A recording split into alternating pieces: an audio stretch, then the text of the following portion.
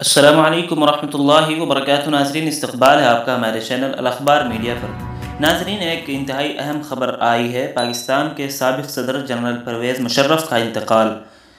5 جنوری پاکستان کے سابق صدر جنرل پرویز مشرف کا انتقال ہو گیا ہے۔ مقامی میڈیا نے اطلاع دی، وہ متحدہ عرب امارات کے امریکن ہاسپٹل میں زیر علاج تھے۔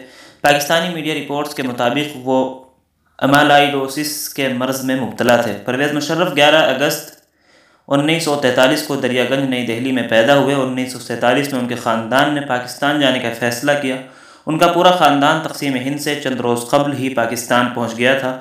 ان کے والد سعید نے نئی پاکستانی حکومت کے لیے کام کرنا شروع کیا اور وزارت خارجہ سے وابستہ رہے۔ اس کے بعد ان کے والد پاکستان سے ترکی تبادلہ ہو گیا۔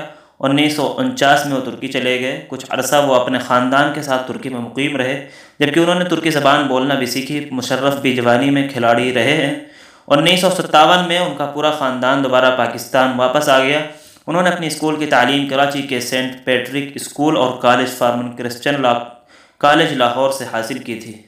کافی دنوں سے ہاسپٹل میں منتقل تھے اور علاج چل رہا تھا۔